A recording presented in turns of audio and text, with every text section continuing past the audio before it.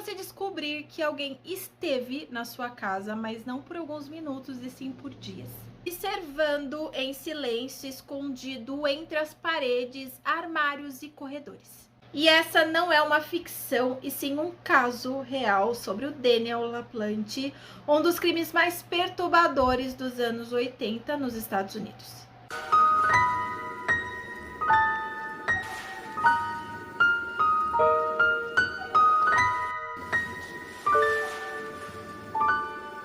Eu já vou começar dizendo que esse vídeo é para ser um vídeo curto, mas eu acho que vai ficar um pouquinho mais extenso por conta de que vocês precisam entender todo o caso para que eu conte o final e vocês entendam que tudo isso era uma tragédia anunciada. Outra coisa, eu tive que ligar o ventilador, então vocês vão notar que tá ventando muito aqui atrás de mim. Talvez mexa um pouquinho a câmera, tomara que não, porque tá muito calor, então eu tive que ligar, talvez dê pra escutar um pouquinho no fundo. E eu já quero começar o vídeo pedindo para você que está assistindo o vídeo e ainda não é inscrito aqui no canal, por favor se inscreva, porque isso me ajuda muito, principalmente psicologicamente, porque às vezes é um pouco frustrante ligar a câmera, preparar o roteiro e às vezes só 8 pessoas assistirem o vídeo, o canal às vezes não tá crescendo como eu gostaria que estivesse, então é um pouco frustrante. Eu entendo que é um processo que demora um pouco mais. Eu agradeço a todos os inscritos,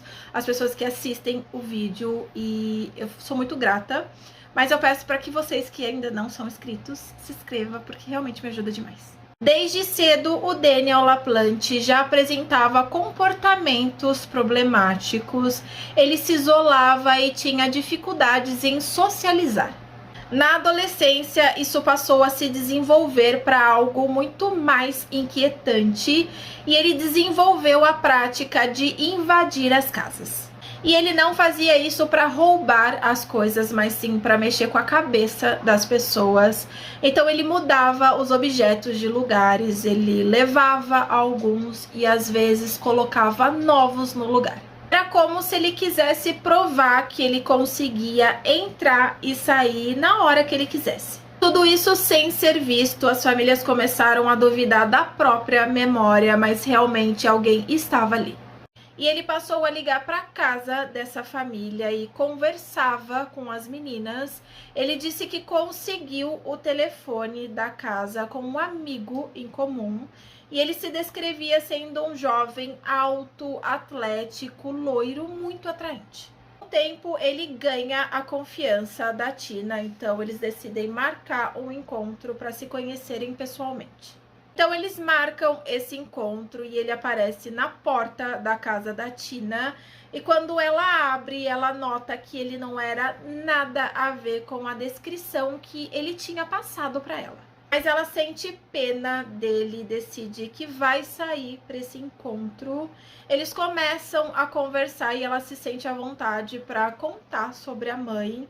E o Daniel começa a fazer perguntas muito perturbadoras e estranhas, ao ponto dela se sentir desconfortável e decidir que ela quer voltar para casa. Ela decide que nunca mais quer ver o Daniel novamente, mas mesmo assim ele não some da vida dela. E ele começa a invadir a casa da família, ele se esconde dentro das paredes, em pequenos espaços da estrutura. Observava as meninas, sabiam todos os horários delas, inclusive quando o pai estava ou não dentro de casa. À noite, as meninas decidem utilizar o tabuleiro Ouija para se comunicar com a mãe delas.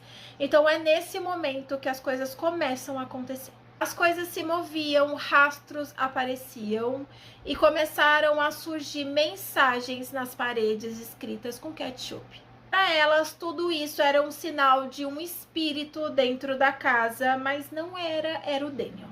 Assustadas, elas contam tudo o que estava acontecendo dentro da casa para o pai delas, mas inicialmente ele não acreditou.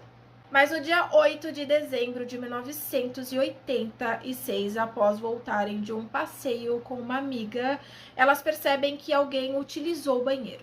Dessa vez, o pai delas acredita na história, então ele começa a procurar dentro da casa por algum invasor.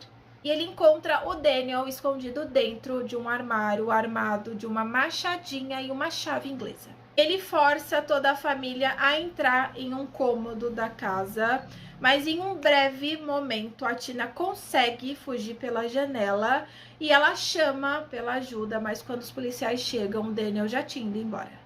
A família foge da casa, passando alguns dias em um hotel, mas no dia 10 o pai retorna para buscar alguns pertences. E quando ele estaciona o carro, ele percebe que tem alguém dentro da casa. E com a ajuda dos policiais, eles entram na casa e existem várias facas cravadas em fotos da família. Mensagens escritas como: eu ainda estou aqui, venham me encontrar e eu vou matar todos vocês. Com as buscas, os policiais encontram o Daniel escondido dentro da parede. As coisas que eles encontraram dentro da parede, ele estava vivendo ali por dias, e quando ele foi retirado, ele não parecia estar preocupado, mas sim super tranquilo.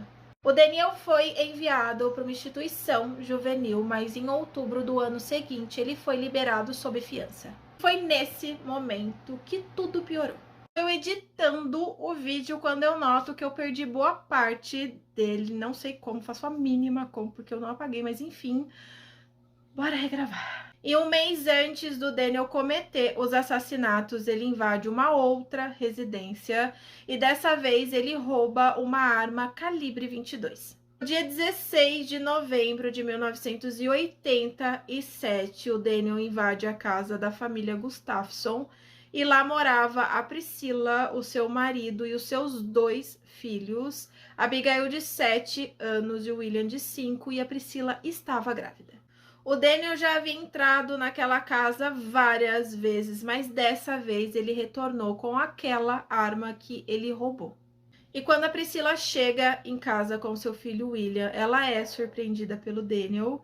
Ele tranca ela em um cômodo, tranca o William dentro de um armário, volta até a Priscila, abusa dela sexualmente, depois a mata e destranca o William do guarda-roupa, afoga ele na banheira, e quando ele está saindo para ir embora, ele escuta a Abigail chegando da escola, então ele também a mata afogada. Nesse mesmo dia, o Daniel foi até um aniversário, ele comeu bolo, brincou com as crianças. As pessoas que estavam na festa disseram que ele agiu como se nada tivesse acontecido. E quando o Andrew chega em casa, ele encontra o corpo da sua esposa e ele disse algo que mexe muito comigo. Ele fala que ele não queria procurar pela casa, pelos filhos, porque ele sabia que ele poderia encontrar eles mortos também. Então ele liga para a polícia e são eles que encontram os corpos das crianças. E rapidamente eles conseguem ligar o Daniel aos assassinatos por conta de todo o seu histórico de invasões e problemas comportamentais. No tribunal veio à tona todas as invasões que ele cometeu, inclusive da família Baldwin, e o terror psicológico que ele cometeu. Então, o que começou sendo invasões silenciosas terminou com um homicídio triplo. E ele foi condenado à prisão perpétua sem a possibilidade de liberdade condicional, e ele permanece preso até hoje. E agora retorna a Larissa do passado. Acho esse caso extremamente bizarro, ele é digno de filme de terror. Imagina você viver e saber que alguém estava te observando dentro das paredes por um longo período, isso é maluco. E o que começou como uma invasão terminou com um crime brutal. Então, esse caso para mim me choca muito. Mas eu quero saber de vocês o que vocês acharam desse caso, então conta aqui para mim. Eu vou pedir para vocês curtirem, compartilha, me segue aqui porque me ajuda muito. E eu espero que vocês continuem acompanhando os próximos vídeos.